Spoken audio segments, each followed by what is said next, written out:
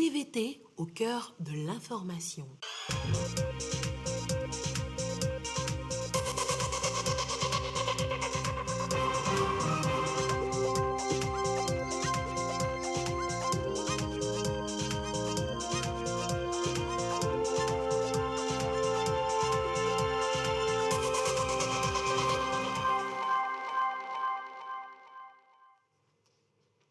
Bonsoir madame, bonsoir monsieur. Voici d'abord les titres de ce journal. Service public, pas de carte vaccinale contre le Covid-19, pas d'accès aux bâtiments. La mesure est effective, nous sommes allés constater, et aussi la prise d'assaut des centres de vaccination. Tout le monde aspire visiblement au retour à la vie normale. Son visage a animé nos mercredis soirs en prime time sur la TVT lorsque le rideau se levait encore. Gaglo ou Emouvi le costaud, le Togo a perdu ce dimanche une grande figure de l'humour et de l'actorat. Grande émotion dans le monde de la culture. Nous en parlerons vers la fin de ce journal. Mais d'abord, ces décrets présidentiels portant nomination. Décret, d'abord le décret numéro 2021-093-PR portant nomination de l'inspecteur général des forces armées. Le président de la République, sur proposition du ministre des Armées, le Conseil des ministres entendu décrète. Article 1er. Le général de brigade Adjito Komlan est nommé inspecteur général des forces armées. Article 2. Le ministre des Armées est chargé de l'exécution du présent décret qui sera publié au journal officiel de la République togolaise. C'est fait à Lomé ce 13 septembre 2021, signé le président de la République, Faure Eswazimna Gnassingbé. Ensuite, le décret numéro 2021-094-PR portant nomination de l'inspecteur général adjoint des forces armées. Le président de la République, sur proposition du ministre des Armées, le Conseil des ministres entendu décrète article 1er. Le colonel Massina Yotrofei est nommé inspecteur général adjoint des forces armées. Article 2. Le ministre des Armées est chargé de l'exécution du présent décret qui sera publié au journal officiel de la République togolaise, fait à Lomé ce 13 septembre 2021, le président de la République, Faure Eswazimna Gnassingbé. Puis ensuite, le décret numéro 2021-095-PR portant nomination du directeur général de la gendarmerie nationale. Le président de la République, sur proposition du ministre des Armées, le Conseil des ministres entendu décrète. Article 1er. Le colonel Amana Kodjo est nommé directeur général de la gendarmerie nationale. Article 2. Sont abrogées toutes les dispositions antérieures contraires au présent décret. Article 3. Le ministre des Armées est chargé de l'exécution du présent décret qui sera publié au journal officiel de la République togolaise, signé ce 13 septembre 2021 par le président de la République, Faure Eswazimna Gnassingbé. Et on va mettre le cap sur la plateforme industrielle d'Atleti Copé. Le port sec franc entre en service officiellement ce mercredi 15 septembre. À quelques jours de son opérationnalisation, le ministre en charge de l'économie numérique y était pour remettre des équipements de manutention. Chaz Nambaga et une équipe de la rédaction ont bravé la pluie pour en être témoins. C'est un exercice, une simulation grandeur nature. Le ministre en charge de l'économie maritime veut s'assurer que les nouveaux équipements du port sec franc d'Atleti Copé sont au top. Dame Nature s'est également invitée dans cette opération de test. Nous avons pu, avec la pluie, constater la qualité des infrastructures construites sur le site du port sec. Il n'y a pas de rétention d'eau. Vous avez pu constater que ces équipements de manutention n'ont aucun problème à travailler quand il pleut. Donc, ce qui nous rend confiants. La démarche vise l'opérationnalisation de cette plateforme portuaire délocalisée. Date prévue 15 septembre 2021. Nous allons faire venir les premiers conteneurs en transit sur le site de cette plateforme à titre de test. Et si tout se passe bien, avant la fin ou au tout début du mois d'octobre, nous aurons une opérationnalisation effective de ce port sec. Avec le port sec franc d'Adétikopé, le gouvernement pose des bases solides pour l'atteinte de son ambition, faire du Togo un hub logistique en Afrique de l'Ouest d'ici à l'horizon 2025, selon la feuille de route dont il s'est doté. Depuis que le Togo s'est engagé dans la construction des infrastructures portuaires, le volume manutentionné au port de Lomé est parti de 7 millions à 25 millions, entraînant une demande supplémentaire sur la capacité de notre port. Alors ce port sec permet de décongestionner le port de Lomé des conteneurs qui sont en transit et il permet surtout au Togo de réaliser son ambition de devenir le hub logistique de l'Afrique de l'Ouest en accélérant, en fluidifiant les opérations portuaires. Et c'est le lieu de saluer la vision éclairée du chef de l'État qui a œuvré sans cesse et sans relâche pour l'opérationnalisation de ce port. Et vraiment, c'est le leadership du président de la République qui a permis d'obtenir ce résultat en si peu de temps. Situé sur le site de la plateforme industrielle d'Adétikopé, le port sec franc s'étend sur une superficie de plus de 20 hectares, dont 6 déjà aménagés.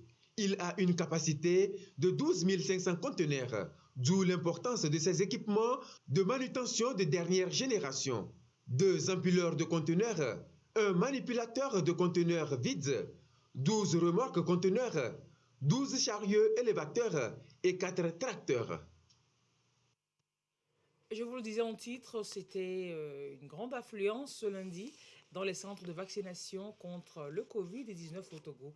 La montée en flèche du nombre des cas et les récentes mesures annoncées par l'autorité ont drainé du monde, notamment à Lomé, vers le CMS d'Oumassessé. Regardons avec Issaka Aruna et Clarisse Atiklé. En file indienne, ils s'avancent pour la prise de leur dose de vaccin contre la Covid-19. Après tant d'hésitation, Marius a enfin pris la décision qu'elle juge responsable. Au début, j'avais eu peur par rapport aux rumeurs que disaient les gens sur le vaccin. Avec le temps, moi-même, je me suis fait comprendre que le gouvernement ne peut pas nous dire de faire quelque chose qui n'est pas bon. J'encourage toute la population togolaise à venir se faire vacciner. Kodjo, lui, est enseignant dans les plateaux. Il ne voudrait pas finir ses vacances à Lomé sans se protéger contre ce mal qui n'a pas cessé de faire ravage. Je suis venu pour me faire vacciner parce que je trouvais que c'est très important de se vacciner. En tant qu'enseignant, il faut donner ce meilleur exemple et rester devant les enfants très sains. Et donner l'exemple aux enseignants aussi de venir se faire vacciner. Parce que très bientôt la rentrée, dès que nous serons devant les enfants, nous serons des personnes saines. Et les enfants aussi seront sains. Face à la montée des cas de contamination dans le pays, le gouvernement a de nouveau invité les populations à se faire vacciner. Un appel qui reçoit un écho favorable. Depuis vendredi, nous avons constaté qu'il y a un engouement par rapport à la vaccination parce que la majorité de la population utilise les administrations pour la gestion des documents et autres. Et aussi, il y a les étudiants qui doivent se vacciner pour pouvoir faire la rentrée aussi. Donc, il y a eux qui sont là. Il y a d'autres aussi qui utilisent comme les mairies et autres. Ils sont venus aussi pour se faire vacciner. C'est tout ce qui explique ce matin l'engouement que nous avons au CMS d'Oumassessé. Et c'est un peu partout, hein? C'est un peu partout dans tout Lomé. Même à l'université, si vous y allez maintenant, il y a du monde au CMS School. Et pour satisfaire les candidats à la vaccination, les responsables de ce centre ont dû revoir leur stratégie. Nous sommes réorganisés simplement. Nous avons rapatrié tous ceux qui étaient censés être en repos parce qu'ils étaient là hier. Hier, dimanche, ils étaient là au centre pour la vaccination. Donc aujourd'hui, ils sont censés se reposer, mais nous les avons tous fait revenir pour qu'on puisse gérer le nombre. Alors, le Pfizer, ce sont ceux qui ont déjà reçu leur première dose de Pfizer qui reçoivent maintenant leur seconde dose. Aussi, ceux qui avaient reçu leur première dose de AstraZeneca dans le temps, eux aussi reçoivent encore cette seconde dose de Pfizer. Pour les jours à venir, nous serons acculés et je peux dire que nous sommes là, nous sommes prêts pour pouvoir accueillir le nombre qui va arriver. La mobilisation pour la vaccination s'observe. Les indécis doivent amorcer le pas. Atteindre l'immunité collective reste l'objectif. Cependant, le respect des mesures barrières doit demeurer de mise dans les habitudes quotidiennes. Et le tableau est similaire à Takpamé. Les populations vont chercher leur deuxième dose de Pfizer. Un tour dans les vaccinodromes avec Sylvain Aboudou. La courbe est toujours ascendante, le taux de contamination au Covid-19. Ce qui inquiète les premières autorités qui appellent les citoyens à redoubler d'efforts dans la vaccination pour une immunité collective contre cette pandémie qui frappe de plein fouet l'économie de chaque pays. Même si certains n'adhèrent pas, d'autres ont du moins compris la nécessité de se faire vacciner pour mieux se protéger. C'est le cas ici au CHR à Tapamé, l'un des sites de vaccination dans les plateaux où plusieurs convergent chaque jour pour prendre leur deuxième dose. Aujourd'hui, j'ai décidé de venir voir si je peux avoir la possibilité de l'avoir. Surtout dans cette période où le variant Delta fait parler de lui, c'est très important de venir prendre cette deuxième dose pour nous rassurer davantage et lutter efficacement contre ce Covid-19.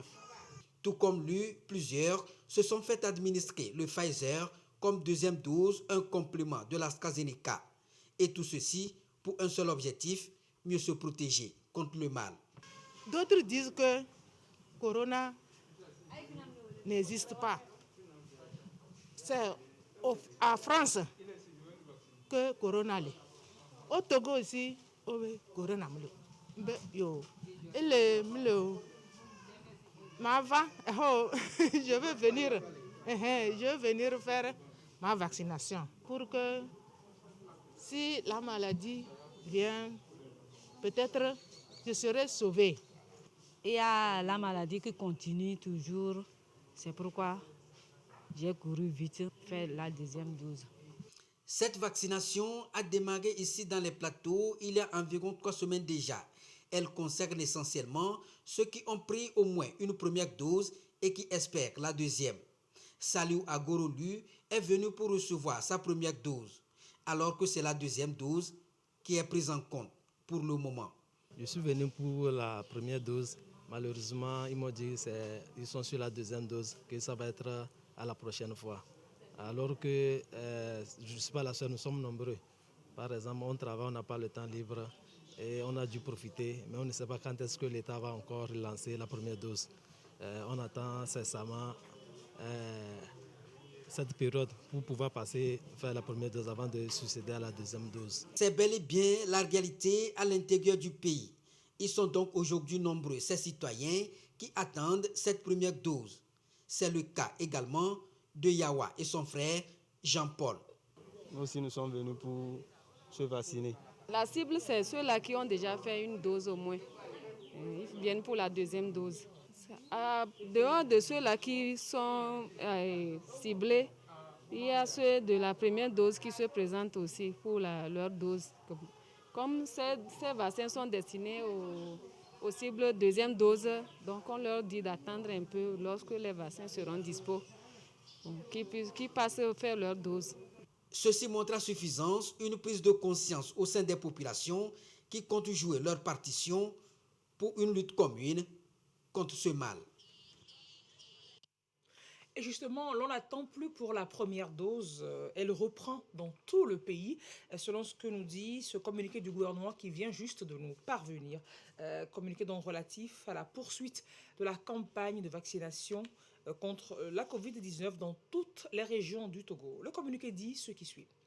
Dans le cadre de la poursuite de la lutte contre la pandémie à la Covid-19 et particulièrement de la stratégie vaccinale, le Togo a acquis ces derniers jours des lots de vaccins à travers plusieurs initiatives. Ces lots sont en cours de déploiement dans toutes les régions de notre pays. Ils sont destinés à être administrés aux personnes âgées de 18 ans et plus. Le gouvernement invite toutes les personnes concernées à se rendre au centre de santé le plus proche pour recevoir le vaccin, soit en première dose ou alors en deuxième dose pour les personnes ayant déjà reçu leur première dose. Toute personne désireuse de se faire vacciner doit se faire enrôler en composant le étoile 844 dièse ou en se rendant sur le http://vaccin.covid19.gouv.tg pour se faire enregistrer et se rendre ensuite dans un centre de santé. Le gouvernement invite les personnes concernées à se faire enregistrer selon les canaux indiqués ou à se rendre directement dans les sites indiqués pour se faire enrôler et recevoir leur dose de vaccin. Le gouvernement compte sur la mobilisation de tous pour la réussite de cette phase de vaccination destinée à accélérer le processus vers l'atteinte de l'immunité collective. Communiqué fait à Lomé ce 13 septembre 2019 et signé par le gouvernement. Se vacciner protège, selon les experts, des formes graves de la maladie à coronavirus. Séjour en service de réanimation et décès, on en est épargné. On a de plus fortes chances de ne pas vivre les moments pénibles que nous racontent ces rescapés du Covid que vous allez suivre dans un instant. Ce sont des témoignages exclusifs que nous vous proposons de suivre avec Dodo Waré.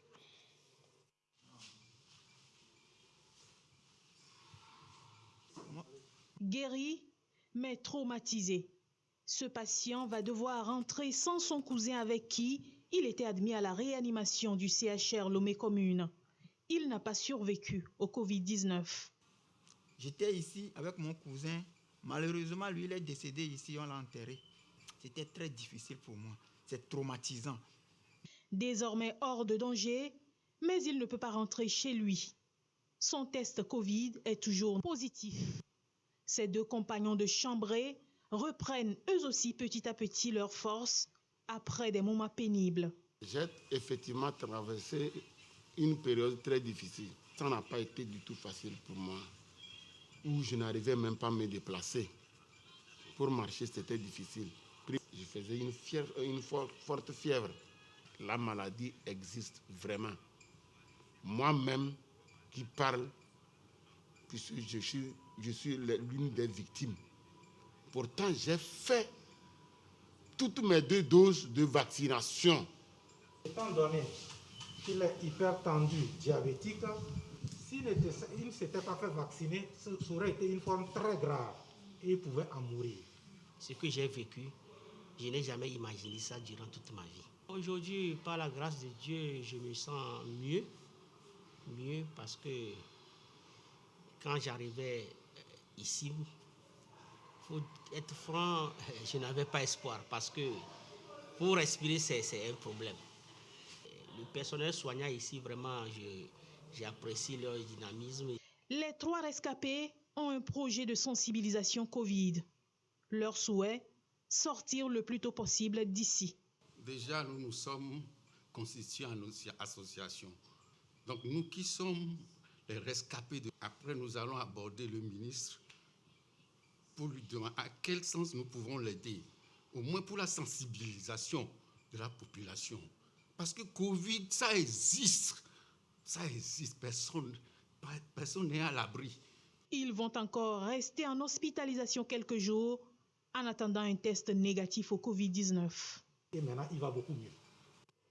Assez édifiant et on va faire le point de l'évolution de la maladie, le point quotidien. À ce jour, le lundi 13 septembre 2021, la situation de la pandémie au nouveau coronavirus au Togo se présente comme suit.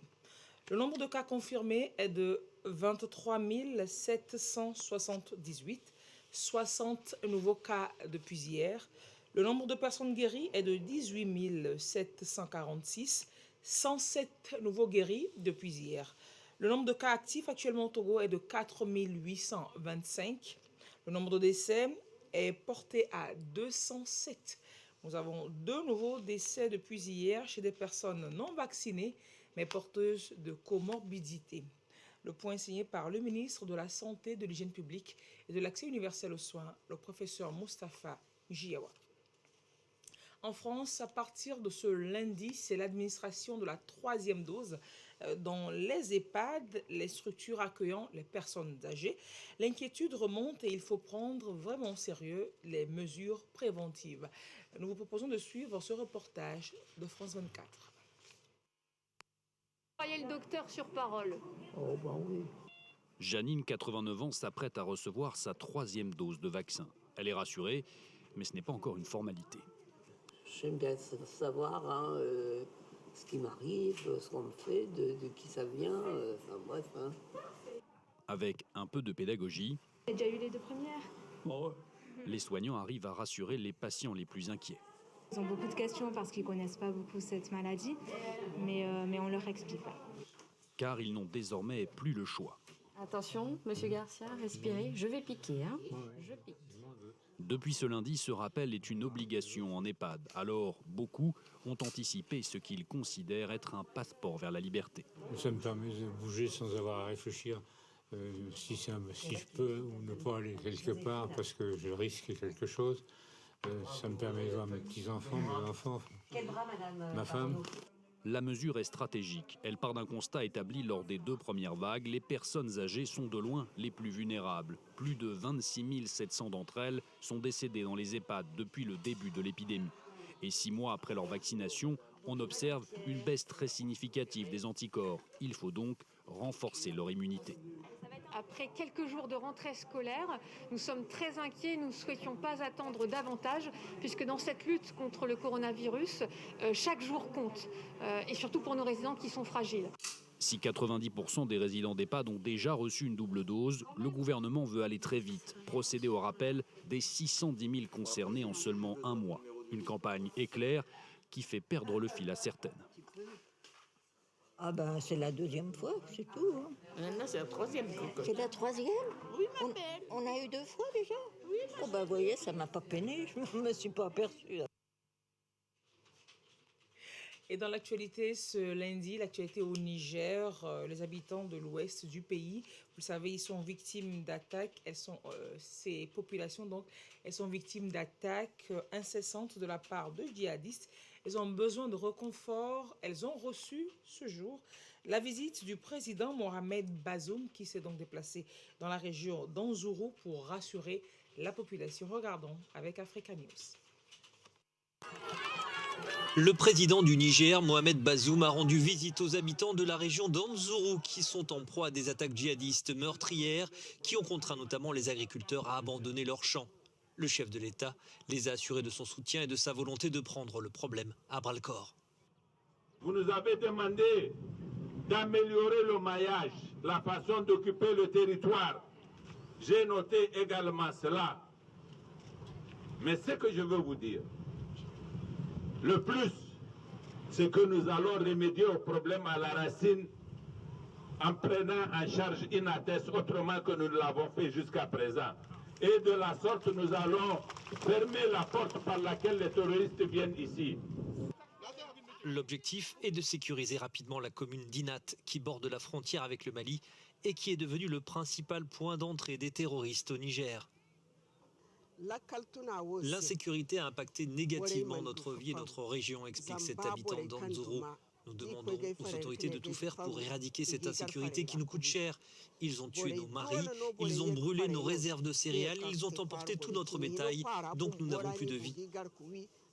La présidente de l'association des femmes d'Anzourou explique que les gens ont été obligés d'abandonner leurs champs et de se réfugier dans les villages.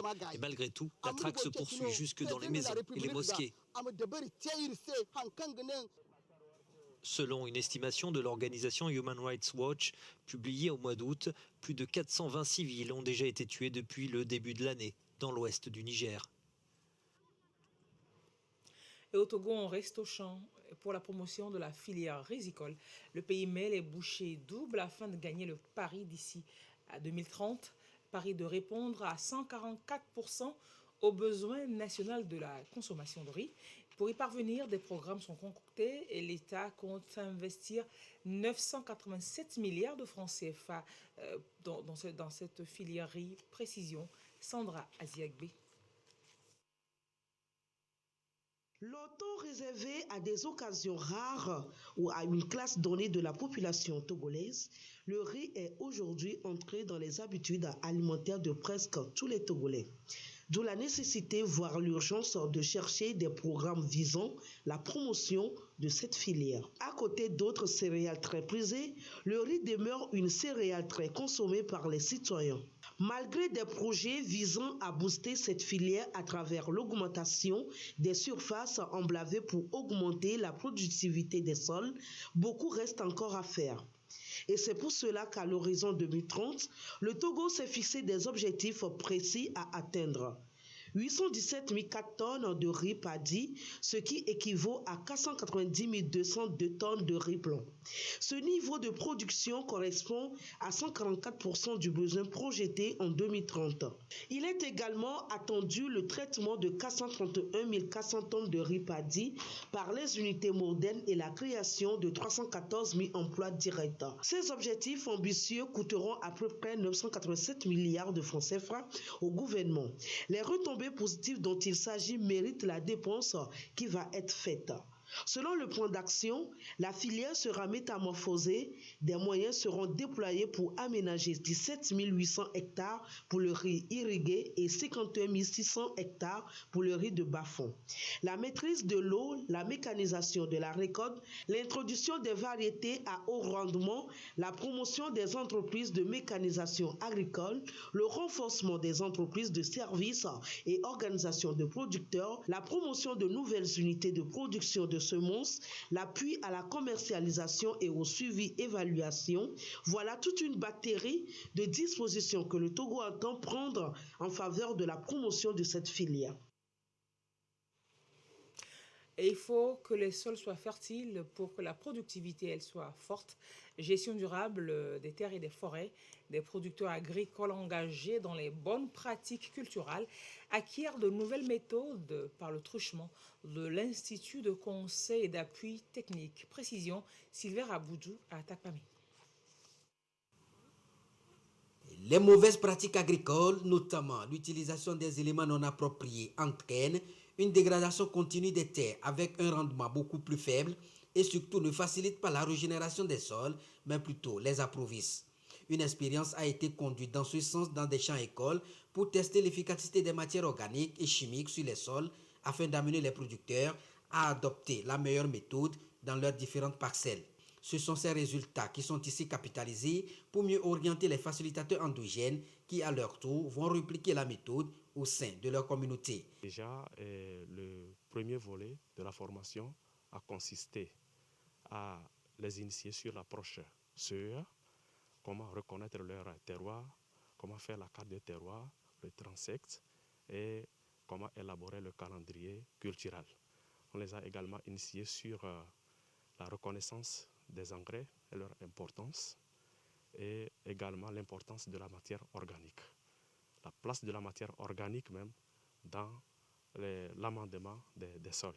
Ce partage d'expérience mené ici au Centre de formation agricole de Kamina constitue pour l'ICAT, Institut de conseil et d'appui technique, de mieux encadrer les producteurs pour que la matière organique ou chimique à utiliser régénère les sols. Ceci afin de minimiser la pression sur les forêts exploitées à des fins agricoles en vue de leur gestion durable, mais aussi pour la gestion durable des terres. Ces champs-écoles visent à montrer aux producteurs les innovations qui peuvent améliorer la productivité. Parce qu'on a constaté que l'agriculture aujourd'hui exerce une pression sur le milieu naturel.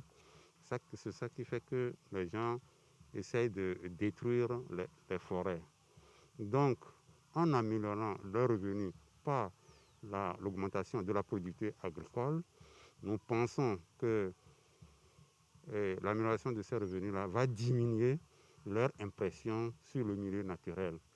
L'ambition, c'est de renforcer la résilience des populations au changement climatique à travers la gestion durable des forêts et des terres, mais aussi à travers les bonnes pratiques agricoles pour améliorer la productivité et garantir la fertilité des sols. Ce communiqué du gouvernement qui vient de nous parvenir également Les acteurs de l'enseignement préscolaire, primaire, secondaire, général et technique se préparent pour la reprise des activités pédagogiques et académiques au titre de l'année scolaire 2021-2022 dans un contexte toujours marqué par la pandémie à Covid-19. Dans cette perspective, un module de formation a été conçu pour renforcer les capacités du personnel d'encadrement, des chefs d'établissement, directeurs d'école et des enseignants en vue de minimiser les risques de contamination et de garantir un bon déroulement des enseignements. Le gouvernement informe les acteurs du système éducatif, notamment les parents d'élèves, que la rentrée 2021-2022 est fixée dans les conditions suivantes. Du lundi 20 au vendredi 24 septembre 2021, semaine administrative et pédagogique pour le personnel administratif, d'encadrement et enseignant. Cette semaine sera meublée par les activités suivantes.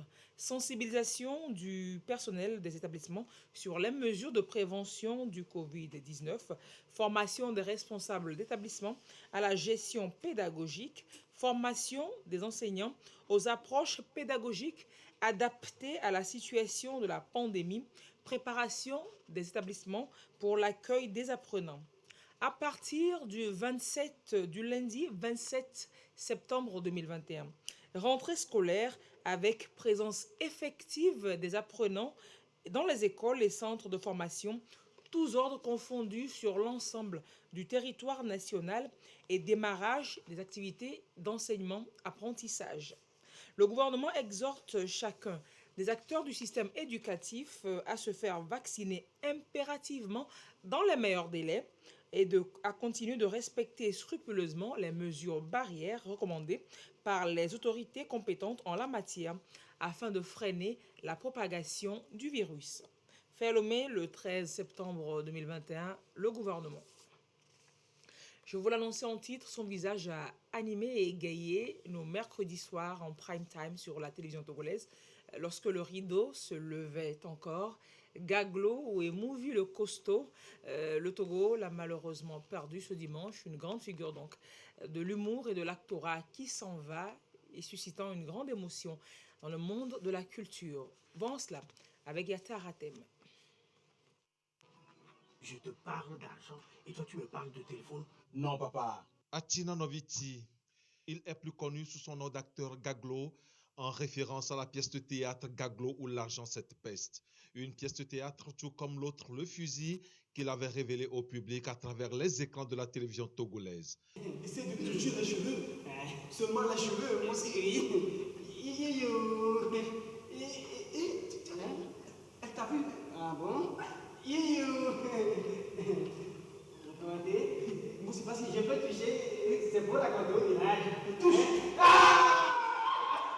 L'acteur raconte lui-même dans une interview comment il est arrivé à la comédie. Ma vocation est née depuis mon enfance.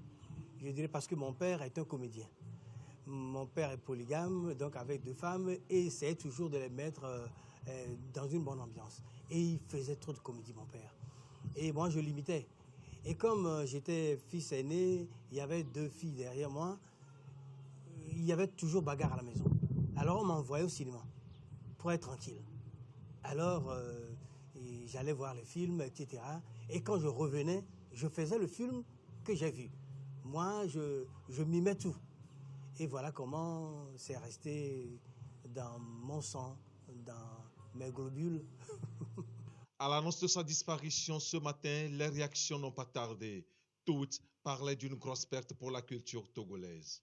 C'est une bien triste nouvelle. Nous nous sentons reconnaissants de sa contribution inestimable au rayonnement de notre pays par le théâtre, le cinéma et l'humour.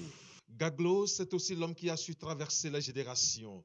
Homme de théâtre, chroniqueur de la rubrique Horoscope sur Radio Lomé, dans les années 80, chanteur avec son célèbre tube Emouvi le costaud, ce cadre de banque a su parfaitement s'intégrer à la scène et au cinéma. On se rappelle son célèbre film Dimitri Assevagan. Le personnage d'ailleurs de Emouvi le costaud, bien de Atina sur scène, déjà participe justement à la promotion du cinéma togolais. Parce qu'on ne voyait pas le film pour le film, mais on allait voir Gaglo au cinéma. Ça a été bien exploité et il a participé à la promotion du cinéma togolais. Justement, je peux même imaginer que c'est l'apothéose de son parcours. C'est ça d'ailleurs qui mérite que nous parlions d'un artiste polyvalent. Malade depuis un moment, l'artiste tire sa révérence à 66 ans, laissant derrière lui un monde de la culture en pleine mutation. Mais Remo Acinanoviti, alias Gaglo, vivra désormais à travers ses œuvres. L'artiste est mort, vive l'artiste. Mais comprenez-moi s'il vous plaît. Et que l'artiste repose en paix. Ce communiqué du ministre de la fonction publique, du travail et du dialogue social pour boucler ce journal. Le ministre de la fonction publique, du travail et du dialogue social informe que, pour des raisons de nécessité et compte tenu du contexte de crise sanitaire, la date limite de dépôt des dossiers de candidature au concours interne et externe d'entrée à l'École nationale d'administration ENA cycle 3, initialement fixée au lundi 13 septembre 2021, c'est-à-dire ce jour. Le délai est prorogé jusqu'au jeudi 16 septembre 2021 à 17h. La date des épreuves écrites ainsi que les autres modalités du concours restent inchangées. Le communiqué est signé par le ministre Gilbert Bawara de la fonction publique, du travail et du dialogue social.